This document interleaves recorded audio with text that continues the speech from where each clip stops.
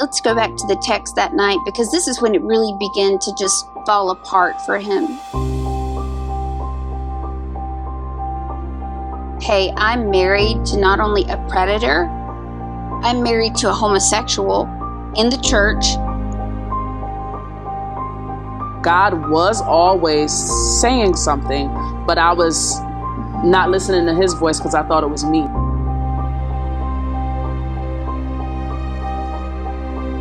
It was the following year, so my 10th grade year is when I realized, like, oh, this is more.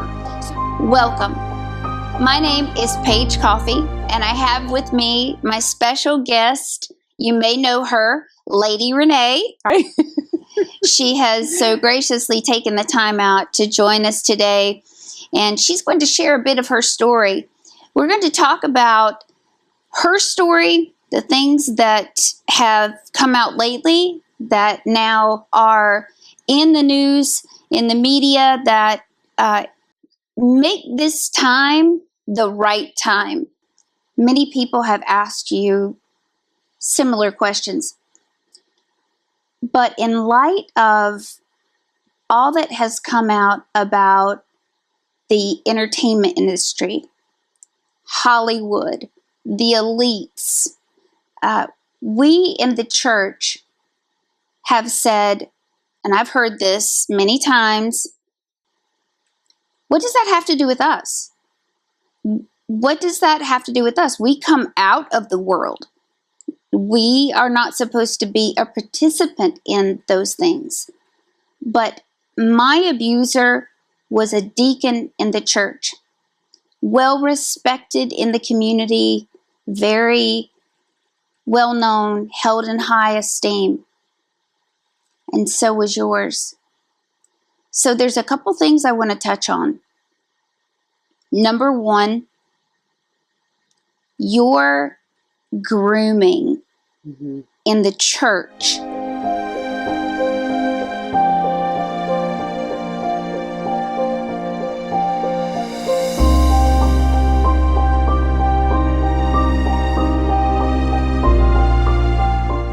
By those you trusted. At what age? Now we're talking church, not the industry, not Hollywood, not the elites, but the church elites. Her situation was in a very high profile denomination, high profile individuals. What age did the grooming begin? It's interesting. Now that I know about grooming, I would say to a degree, there was a certain amount of conditioning that started from birth. Oh, wow. And my parents, of course, they didn't know what they were conditioning me for. But I grew up in a church where you grow up, you get married. My pastor, he would say how two strangers could meet each other, marry them, and as long as they follow God's rules, everything will be fine, right? And in a perfect world, without sin and that could Back work. in Eden. Yeah, it could work. So I was conditioned for that type of lifestyle, if that makes sense. Conditioned Yes. to be naive. Yes. So at around 13 years old, I walked into 9th grade, and that's where I met the abuser. He was an assistant teacher. Oh, Yes. Now he was a teacher, but did you know at the time that he was a part of the church? Oh, absolutely. Okay. So yes, you knew he him led from with church that. too. Oh. I didn't know him from church, but he led with being a youth leader.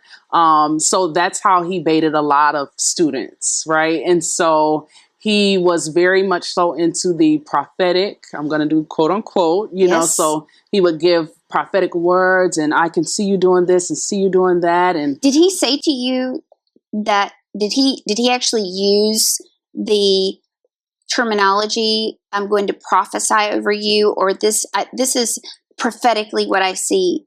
I have a word from the Lord. Oh, you're 13, you're in high school. This guy is involved in the youth. Renee had that conditioning growing up, you meet this man, he speaks words over you, then what? And to be clear, like, it didn't start with I'm romantically interested. Okay. I think had it started there, I would have immediately been alarmed. It was a very slow walk into it. And that is one thing I don't think people realize as predators can be very patient. He was very patient. His mom was involved. His mother was involved. His mother, yes, yes. She wanted him to have a wife. So he wouldn't appear homosexual.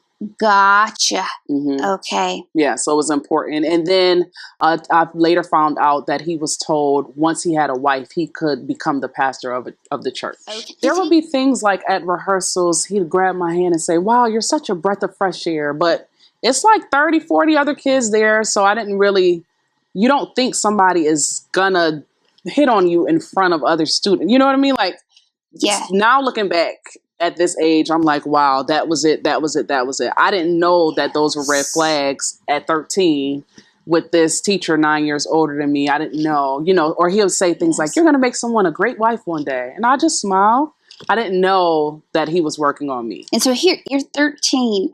Tell me what happens in the progression of that relationship. Everything was church and about God. And you can sing beautifully. Thank you. Yes. And so I was excited about that. And we were in Rochester, New York at the time. And we were going to Atlanta, Georgia for the recording. So it's like a trip. And there are other students who are also involved in it. So I'm comfortable. And even on that trip, there was nothing abnormal. I was with his mom a lot, though.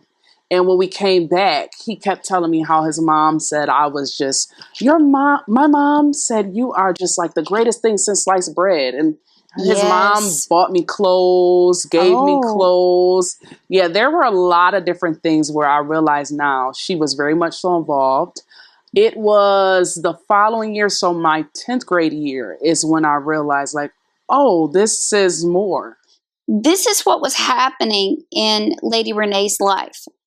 She had been assigned a handler. Now, I won't assume, I won't put a specific label on and say that, yes, it was monarch mind control. But in this situation, Satan does the same thing regardless. And you have to remember that it's the enemy behind all this. Regardless of it being Hollywood or if it's the church, Satan is behind it. So she is Renee's handler. And you'll find as more and more comes out about these things in the Hollywood situation. Diddy is a handler, but Diddy has handlers. Mm-hmm. He has people that are above him that tell him what to do. And it goes all the way up the chain.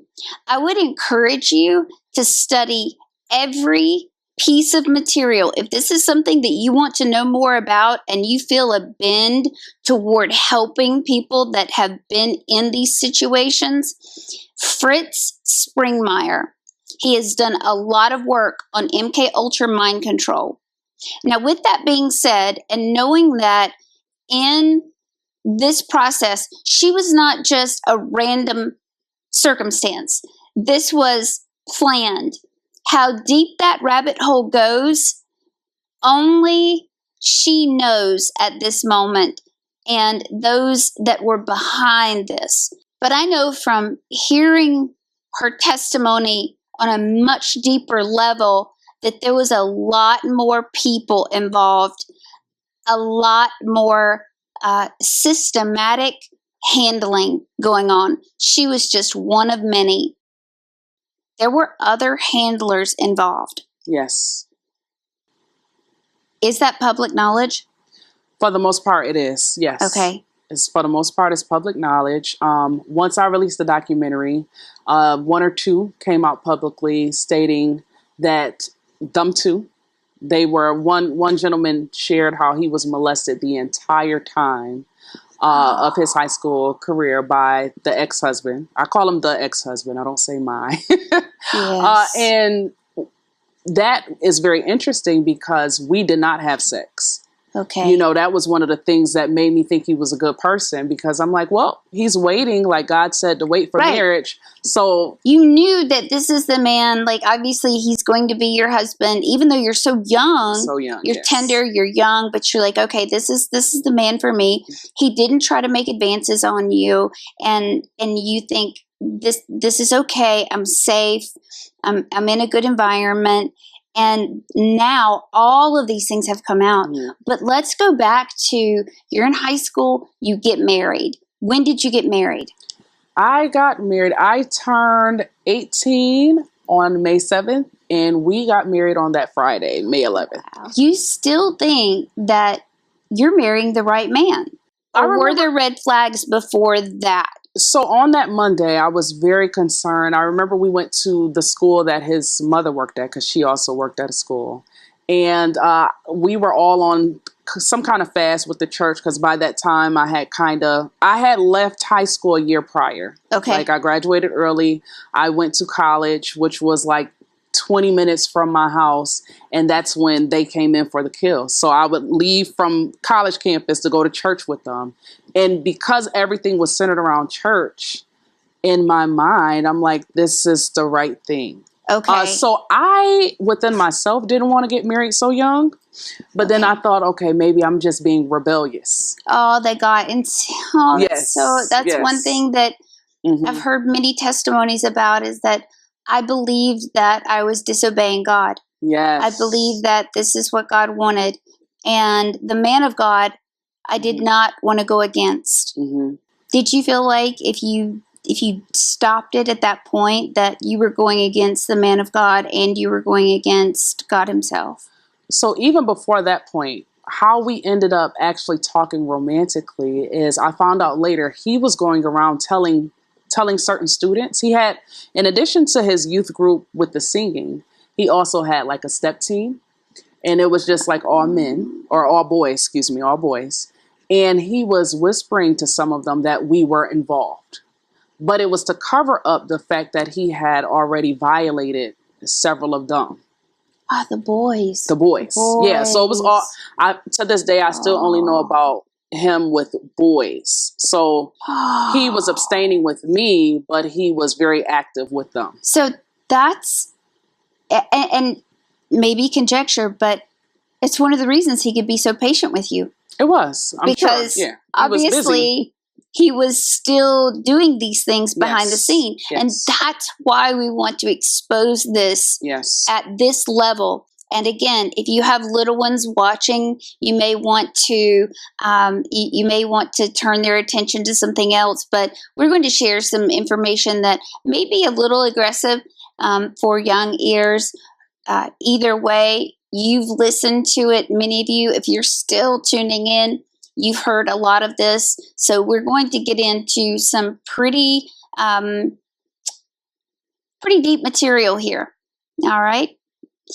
And now, even with the grooming with those parents, I mean, he would prophesy to their parents, drop them off, encourage, say how much they need to do the right thing. He was very strategic. He told us how he was molested and how he was raped, and why he was such an advocate for that not to happen to us. So no one, and I understand why they didn't come forward, because who would believe them? That's exactly right. And then with some of them, not all, but with some, he had actual relationships with them. So they're looking for a father, literally, and then he goes in for more. And then they're confused, and they develop Stockholm syndrome. It's really what it is. And it's sad. It's a bond of trust, and it's a dual relationship. It is, yeah. So you marry, and you don't know these things are going on at the time. No, I didn't. And these were my peers. So he's 9 years older, but they were my peers. Yeah, the ones that came forward just even in the last 2 years. They were afraid to come forward. Yes. They saw you get married. They saw this happening. Keep in mind, this is in the church. Yes, everything. This is not only in the church, but it's in a well-known well-known bloodline, so to speak, in the church, and it goes much further up. I am now wondering just how far up this went, and still to this day continues to go. Because what happens is they cover it up. They move people around. Many of these leaders, and I'm going to mention the name of the one that has come out lately, and that is the one that is over the Potter's house. We all know who he is, that he has been affiliated with Diddy. Instead, it's almost like they're invincible, and the church needs to be there to help these individuals. Yes. Instead of the individuals being afraid to tell it, they need someone they can go to and say, look, Bishop so-and-so, Apostle so-and-so, this is happening, and it's investigated. Instead of like with Hillsong Australia, it was covered up. Yeah. The gentleman that was over the church, the father of Hillsong, they covered it up. And come to find out, many other churches along the way, like Calvary Chapel in Florida, it was covered up because they didn't want to lose the audience. They didn't want the church to break down. But come to find out, the church knew about it, and they let it continue. Let's go back to Lady Renee and her revelation. She marries. How long was it before you got pregnant? So I had endometriosis and PCOS. Yes. So we had a little battle with, we had premarital counseling, which now is so wild that you would be giving a 17-year-old and a 26-year-old premarital counseling. But we did, right? And this was in a certain denomination. Well, again, it was in the denomination he grew up in, and it was like everything was with his people. Okay, and when I say, let's clarify for the audience because they may not know. The denomination I grew up in is very different than the one I was in with him. Gotcha. Yeah. So he moved you. Yeah. And was it a different, and because the audience needs to know, was it a very different belief system? Because there's not many churches that would counsel someone so young and the age difference that you guys had for marriage. Was it just the belief system? Very different belief system to a degree, but then nepotism and him being able to just really manipulate and get his way. He's favored. Yes. He's highly favored. Yes. Blessed and highly favored. Yes.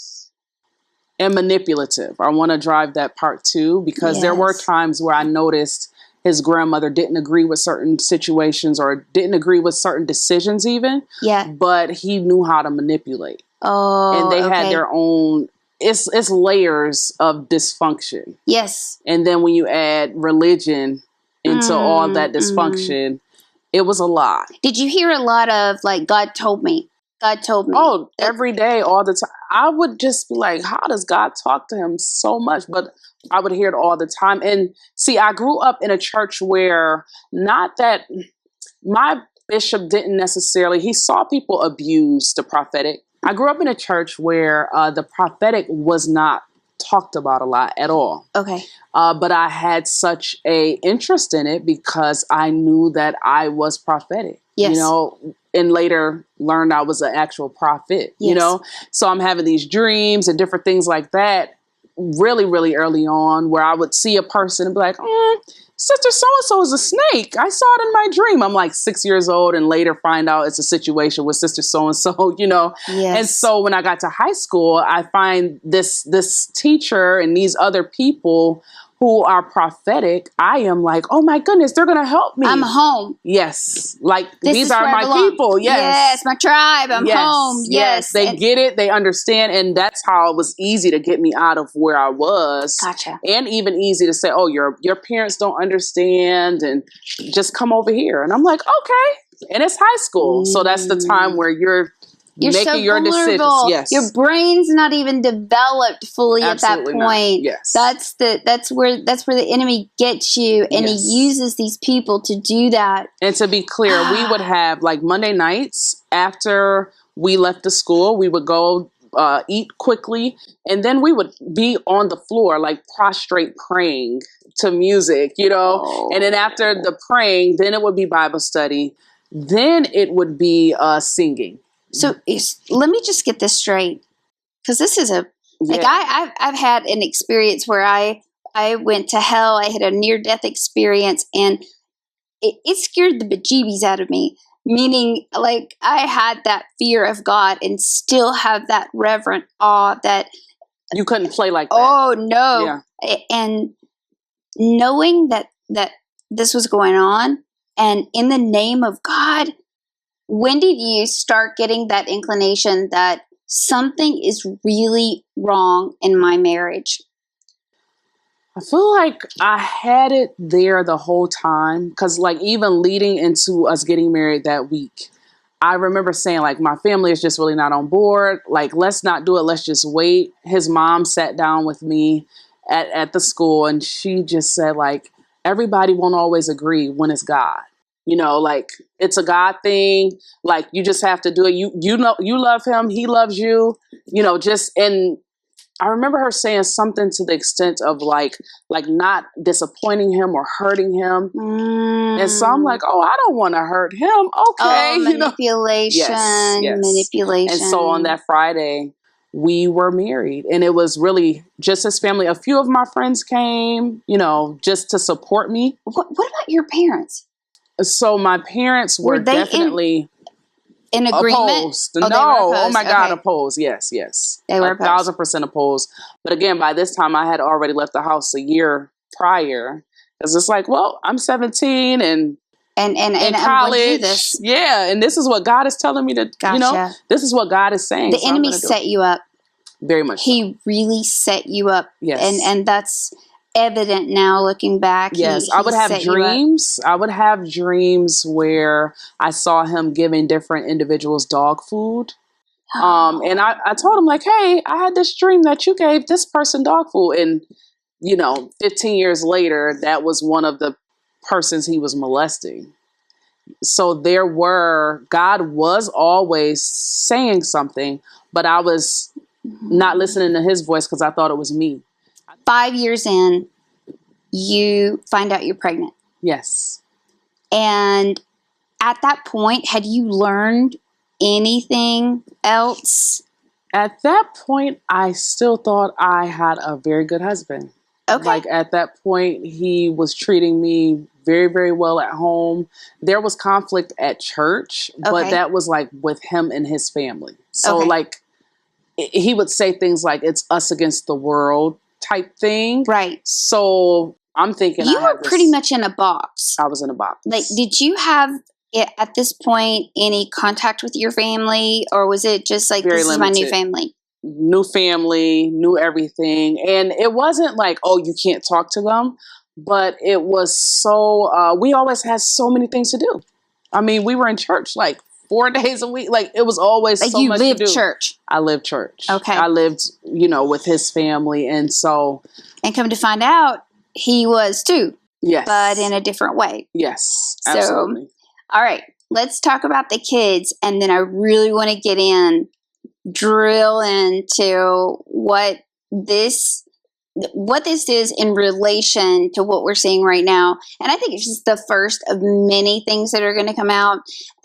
But all right, you have your first child. You're ecstatic. Yes, You've got a little creation here that you have tried so hard, in getting pregnant, and you finally achieve that. How is he as a father? So that's where it got really weird. Okay. Well, we had transitioned. So he was pastoring his grandmother's church. And when I was 4 months pregnant, we left there and he opened our first church. And he did. So yes. Did he have any leading to do that? Was it just like, I'm going to open according to him, God always told him everything. Okay. So his the God card. God told him. It's the God card. We find Yes. that a lot, is that Yes. people use that, God told me. And I understand, because I have a lot of those things too, Right, absolutely. where I do believe that the Lord, but when I say God told me, it's because I've heard a sentence. Yes. I don't go off of the strong intuition that years ago I thought was God saying something. I learned the difference. Yes. And the Lord said to me one night, in the middle of the night, he said, never say something I did not specifically say. So important. And it hit me, because, when God really does speak to you, it is resounding. Yes. And obviously that fear of God was not in him. No. Now, I don't want to speak on his behalf, but based on behavior, based on the fruit of the Spirit, that wasn't there. Right. He haphazardly, which I believe is what it means by don't take God's name in vain. Now, we know that cussing and saying GD, that's taking God's name in vain to a certain extent, but it is really taking God's name in vain when you speak presumptuously on his behalf. So I never want to be a part of that ever again. But I do want to hear testimony from those who do, because the charismatic church has gotten a huge black eye because of the leaders who have said, God told me, I have this word from the Lord, and they'll read, a whole page of writing, almost like biblical prophecy, and none of it comes to pass. It could be that it's years down the road, but when dates are set and things are specifically said that don't happen, that they say are going to happen relatively soon, that's when they need to be held accountable. Yeah. But they aren't called out, and they aren't called out because of their status. And if you do that, people pull scriptures, they cherry pick scriptures and say, well, you shouldn't cause division in the body. Mm-hmm. But then they completely neglect the rest of the New Testament that is calling out false prophets. Absolutely. You're in a situation, though, at this time in your life, you're still young, you're tender, you just had a child. And when you are a mother, everything changes. Yes. Because you're like, okay, there's another person that we've created together, and we are responsible for this little life. Yes. What happened as you progress in motherhood? Because really what that gave him was more ability to be away from you, and you're taking care of the baby. Is that what you found? Absolutely. I mean, it started right away. Right away. All right. When I no accountability, because he could go and you're taking care of the baby, and he's got things to do with the church, and Lady Renee wasn't with him. Yes. Okay. You are pastor's wife, and you have a responsibility now. You're a mother, but you also have all these other responsibilities, and I know what comes with that. So did you have someone to take over those responsibilities, or was it just that I need to get back as soon as possible? Both. Okay. Right. So no one necessarily took over the responsibilities, but I did have people assisting me who were amazing. Did they see anything going on? When I tell you, I was with a master manipulator. Okay. So he hid so much from so many people, like even within the church. Was there that one? Okay. So is mom still there? Mom was still there, okay. Yes. And of course, we know at some point she's culpable. We don't know at what point that really became a reality. We know it was before you came along, but she is culpable. And then you have like people that are close to you.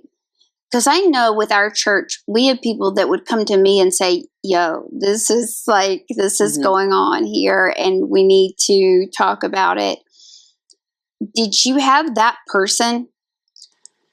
They were X'd out for the most part. Like Okay. if anyone were to, I did have that person, but for Okay. an example, like the mom would go after those people. Oh, okay. Any of those people, anybody that started to get close to me, if they mentioned anything, even if it was like, oh, we didn't have enough tissue in the bathroom, and I would mention it to my husband, and then he would mention it to his mom, it would be like, oh, well, she told her that it wasn't enough tissue, so she's a problem. And then somehow they would find a way to get them out. Wow. Yeah. So they could be somewhat excommunicated. That would be the word. Well, it would be a very, it was in a very subtle, it wasn't a subtle way, but so for instance, my assistant, right? Mm-hmm. It was like, don't let her hold the baby anymore. And what happened was, it was because the mom started crying, and the mom told the husband at the time that the assistant looked at her funny when she came to get her granddaughter. And really, it wasn't her, it was them. So they would say things like Jezebel, or she wants to be you, or just different things. Planting discord. Sowing discord. But let's say if she would have come to you back then and said, Renee, this is what's going on in your church. Yeah, and see, that was a thing that he didn't like about me and my friends. I didn't have many, but the ones that I did have, I was loyal to them. Yes. And so he knew, like, I would definitely believe my friend, but he was so manipulative, he wouldn't show them anything. You know, so if my friend was around, he wouldn't do the things that he did when she left. Gotcha. There was a situation where like a musician came forward and said he said something inappropriate, and somebody brought it to our attention. And I remember him just crying like, oh my goodness, he's only saying that because we had to fire him because he was sleeping with somebody else. You know what I mean? So there was always, so he's like, this is persecution. And what a tangled web we weave when at first we deceive. In the revelation, you were having dreams. You knew something was off. You were being lied to. Mm-hmm. You had been groomed. You were set up. Many people say, well, she asked for it. She stayed. No, you don't know what it's like to be groomed. You don't know what it's like to be in a situation where you are a prisoner. She's stuck. She is, just think about it. She has a church. She has a child. She's still not 100% sure of what's going on, but she's starting to get accusations that are coming to her. Now, these accusations are what we're seeing today in the media. They're just that. They're accusations. But they evolve. And I pray that these in which we hear today evolve and that it all comes out. But I want Lady Renee to share with you, as she shared with us and so many, how she found out that her husband was one of the most diabolical, manipulative, demeaning, inhumane individuals within the church. And I say that, I don't say that lightly. When you realized that this was happening, you thought even at the time that it could be on a small scale. Yes. Now you look back and you see, wow, this is not. It was a ring. A small scale. Yes. It's almost like the mob in the church. Mm-hmm. Would you say that like a? To a degree, I will say though, he wasn't as accepted as he would have. He has so much pride. Okay. He wasn't as accepted. So even when I came out with my story, one thing, I wasn't shunned by many people. There were many people who supported it. Good. But I think a lot of it had to do with how much pride he had in the city we came from. And so there were people who were waiting for him to go down because he was it was just a very public, haughty type of they wanted this outing. Yes. I think that's what we're going to see. Yes. With the celebrities in Hollywood, but unfortunately, people get axed. Mm-hmm. And was there a time that you were afraid for your life? There was a time. So, and even now I still have really serious like boundaries and different things, different security measures in place. So he actually threatened my life. He told me he and 5 other men were looking to hurt somebody. Oh, somebody's going to get hurt. Somebody's going to get hurt. And if you hear that, just like I heard that as a child, the best thing to do is to believe it, and then go from there. Yes. When let's go back to the text that night, because this is when it really began to just fall apart for him. Like, you knew, hey, I'm married to not only a predator, I'm married to a homosexual in the church that preys on other individuals in the church. And basically, I'm his front. Mm-hmm. I am what he puts out there as, the eye candy. Obviously, very beautiful. You have, you have this amazing talent. He did see in you the great, like, covering. Yes. And instead of him being your covering, you're his covering. Mm-hmm. Now, let's go to that night. Yes. That text message, because there's nothing like getting in the phone and truly seeing what's happening. So tell me about that. So at that time, I was waking up with another ministry at 3 a.m. They had 3 a.m. prayer. It was 3 or 4 a.m. prayer, 4 a.m. prayer. And it was like Mondays and Wednesdays. So this particular night I was restless, and like I had a dream where his phone was lighting up. Okay. And I'm not saying the dream told me go open his phone, but I'm like, so I got up and I got the phone and I looked through the phone and I just went right to that musician's name. Wow. And when I went to his name, I just started seeing, and Is it because you suspected that musician from the things that had been said? So that wasn't the same person. Okay. No, okay. This was another musician had said to someone, like, he said something kind of flirting, in a flirting manner to me. And that was the only accusation we had up until that point. Gotcha. Which I shouldn't say only, but, and that's when he's like, I would never do that. And yes. Yeah. And so you went to a different musician, and you started just reading the text. It was his godson. And his godson. And he had such I would call it an infatuation, right? But at that time, what's the age difference?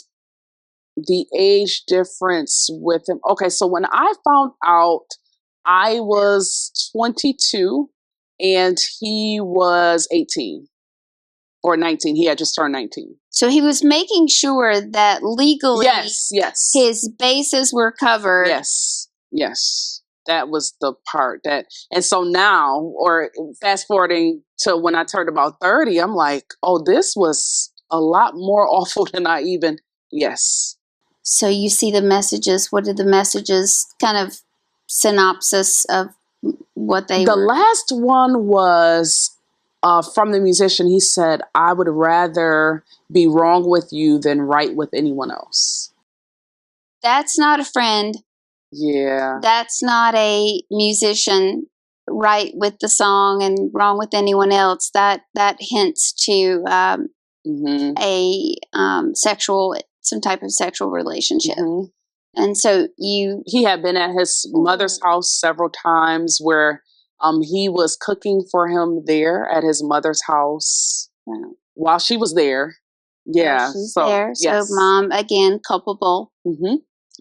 She knows you are, you're seeing whether it's that or not, it's still wrong. Yes. Altogether. But you're seeing that my husband is not who he says he is. Yes. And my husband is a homosexual. He's in the church. He's the pastor of the church, and he is not only having interactions with the musician, but when did you realize that there were multiple people involved? It wasn't just the musician. There were a lot of people along the way. I had to leave first. So it wasn't Okay. until I left. And then that's when I was told about the others. Like once I came forward with my story, that's when I was told. Oh, wow. Mm-hmm. So you did not know for the longest time, Mm-hmm. and others just didn't feel comfortable coming out. He painted I'm a very loyal person, even as a friend, right? And so he would always say how, yeah, I told my wife everything before we were married. And I'm like, now I understand why he would say those things. So if anybody did want to tell me, they would feel very uncomfortable with coming to approach me because we're united.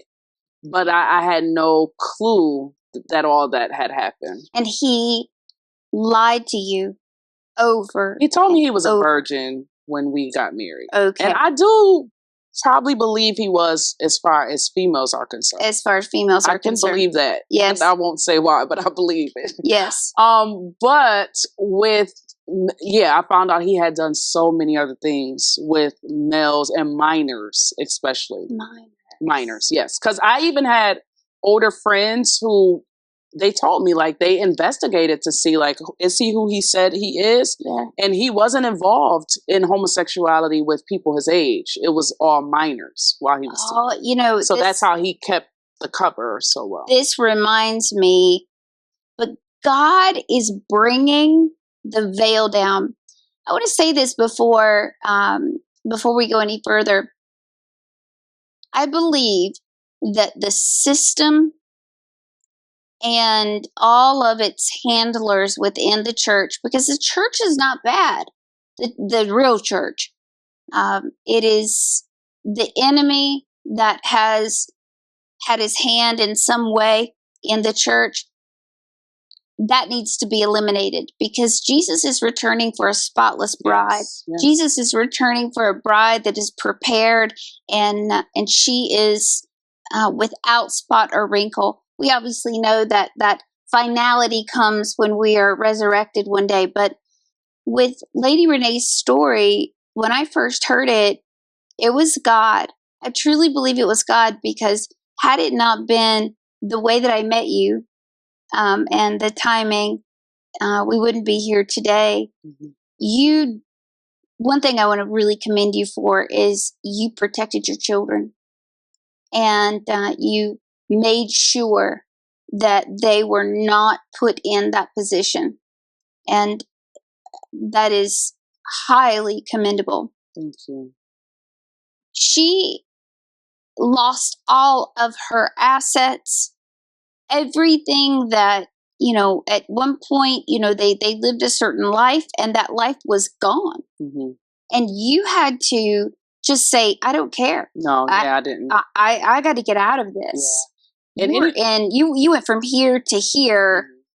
In the world standards, we know that God took care of you ultimately, but you still had to go through that. Absolutely. Purging and lose everything. And I remember you telling me that you wondered why we were losing things and why weren't we being blessed. Oh, when I was with him. Yes. Right? Yes. So that was where I really started to feel like, okay, am I being spoiled, or like what's going on? Because it seemed like things that I would just do, like that God would have me to do, it would work. But if things together, it always seemed like there was always something wrong, always something.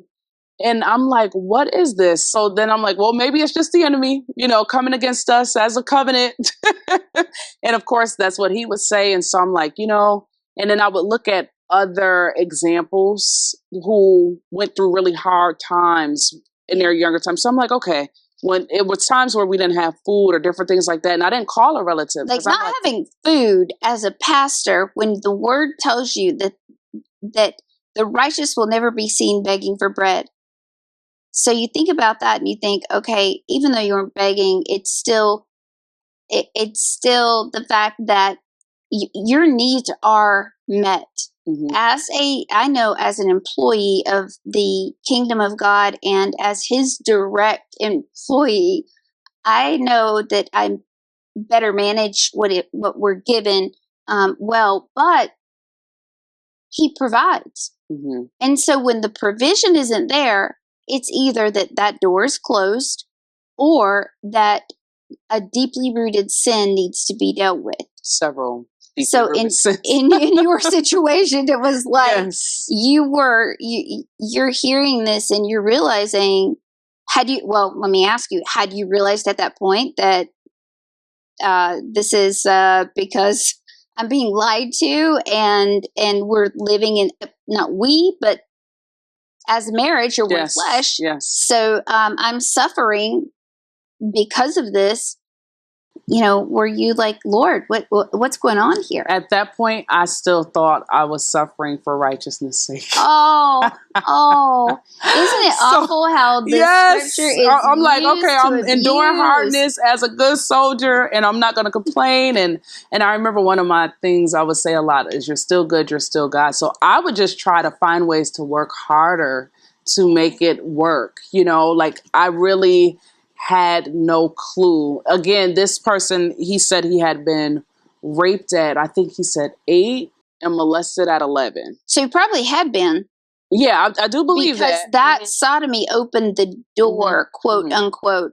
That opened the door for the spirit realm to then nurture him in that direction. And what I have learned about people who have been traumatized via rape, molestation, I have a very big problem with people calling molestation where there is repetitive, not just touching, fondling, but a lot more.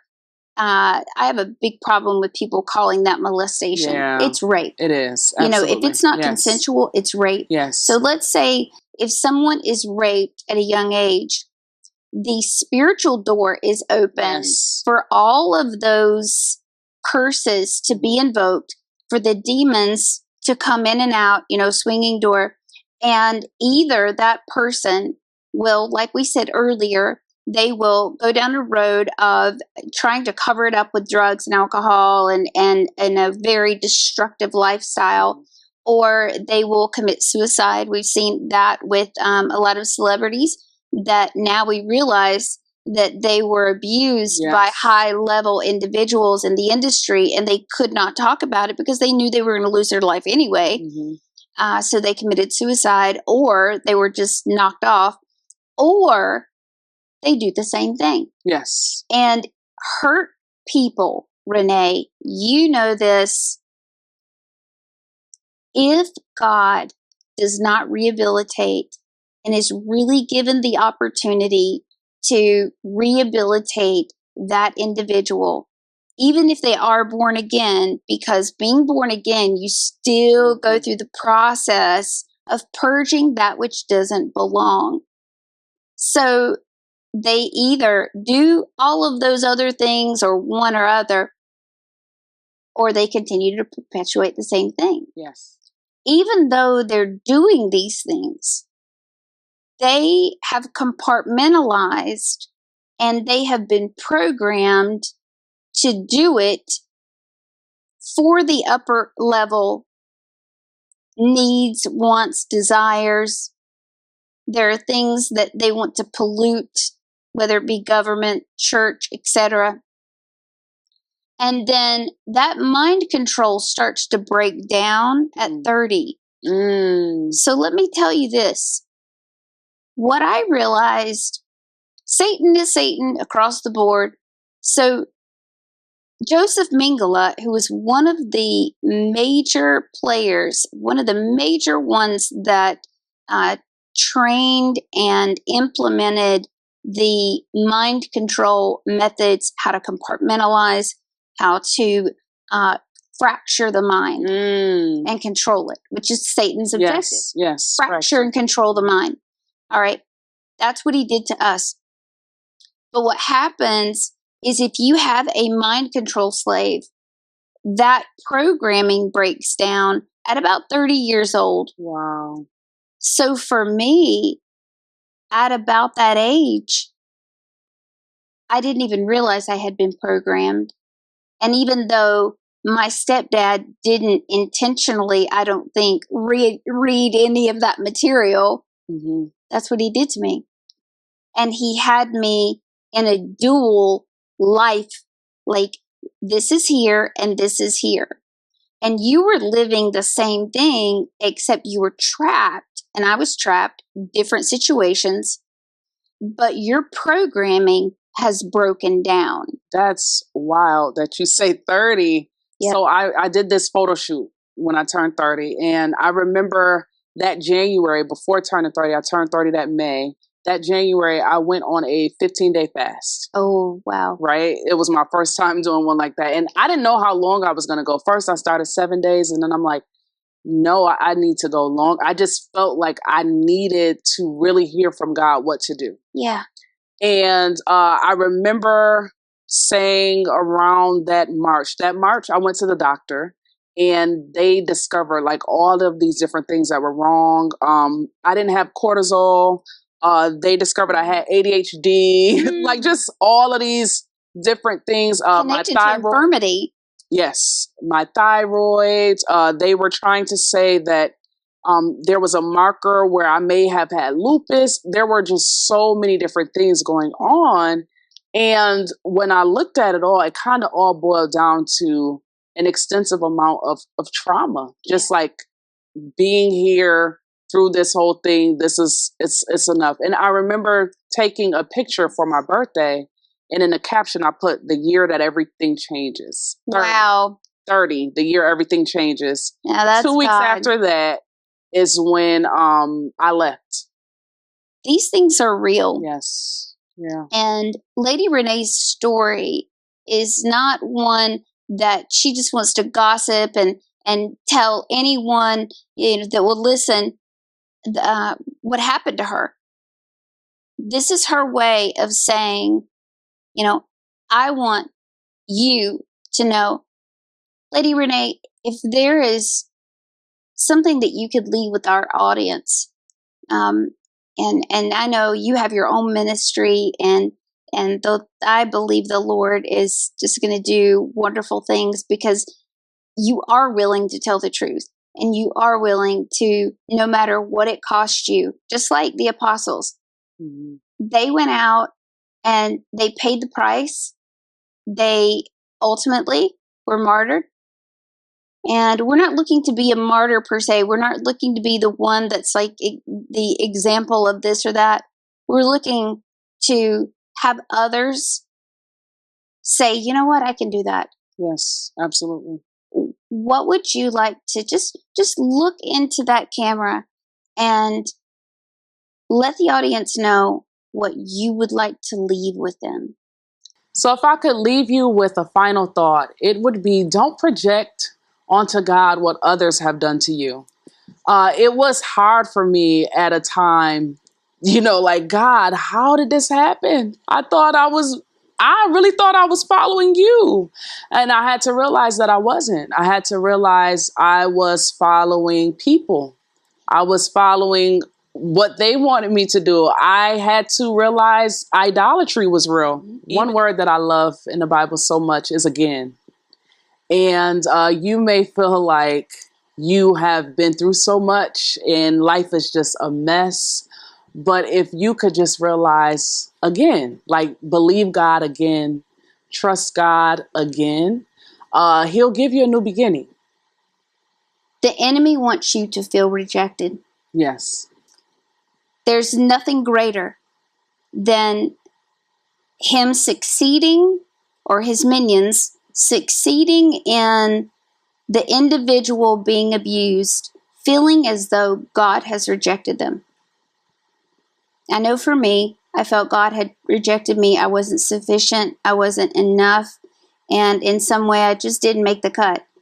And maybe it was plan B or whatever. But I wasn't enough.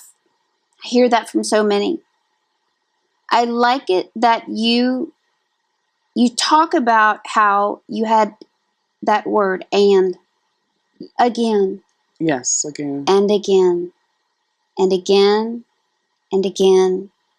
I would suggest get involved with your local chapters, your local ministries that help in freeing people from sexual abuse. One thing that you shared, I gotta at least drill in on this just for a minute.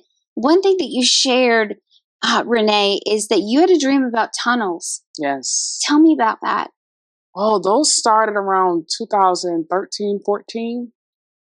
Tunnels. We've heard a lot about that, guys. Yeah, 2014. Yeah. So if you watch truther channels, if you watch anything other than the fake news, which is fake, and you realize that there are entire cities built underground. You had dreams about that, and talking about the prophecy, talking about being a prophet, you were foreseeing what God was showing you eventually would be revealed, but that is a problem now.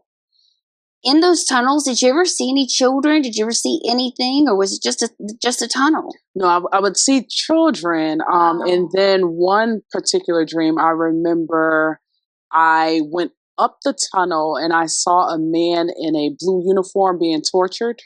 He was like laying on the table and they were putting different things into his body, torturing him. I had shared about Joseph Mengele and what he did to the Jewish people. He did some of the most horrific things, just trying to see how far he could go, and those in his occult practice, how far they could go in traumatizing the individual without them dying. And what you'll read in Springmeyer's writings, it's all provable, that in fracturing the mind, there are some children that cannot handle it. Yes. And they just crawl up and die. There are some that fracture very easily. They're controlled very easily. You and I happen to be the winners of that award. And the enemy groomed us from really infancy. Probably even way before that in our bloodlines. But these bloodlines in particular are groomed, and their parents give them up at 18 years old. I'm sorry, their parents give them up, hand them over to the handlers at 18 months old. Wow. They love bomb them up until 18 months old because they proved that they have to have that at least to establish a bond and know that they can be loved. And then they'll trust the individual that they're handed over to because the person that loved them handed them over. Anyway, and at that point, they begin this process of fragmentation of the mind. And the children that die, well, they didn't make it. But the ones that make it through that, then they are taken to many, many levels. They are put into the entertainment industry. They're put into the churches, government, and many, many different other sects that have in any way power or control over the world and its systems. And you mentioned the Matrix.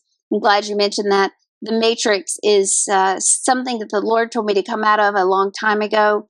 And here at our church, we have done that. We are outside of the Matrix. The enemy wants you to feel rejected. Yes. There's nothing greater than him succeeding, or his minions succeeding in the individual being abused, feeling as though God has rejected them. I know for me, I felt God had rejected me. I wasn't sufficient. I wasn't enough. And in some way, I just didn't make the cut. And maybe it was plan B or whatever. But I wasn't enough. I hear that from so many. I like it that you talk about how you had that word and again Yes, again. and again. I truly believe that the Lord was leading you because your ultimate work in His kingdom Mm-hmm. was to share this story to help millions of people. This is just the beginning, and you'll never be silenced again. No one will ever tell you, "Don't speak, Renee," because you know now you have to share this story. Yes. I thank you, Lady Thank you for Renee. having me. Thank you so much. God bless you. I know that God has got wonderful things in store for you. I can't wait to watch that.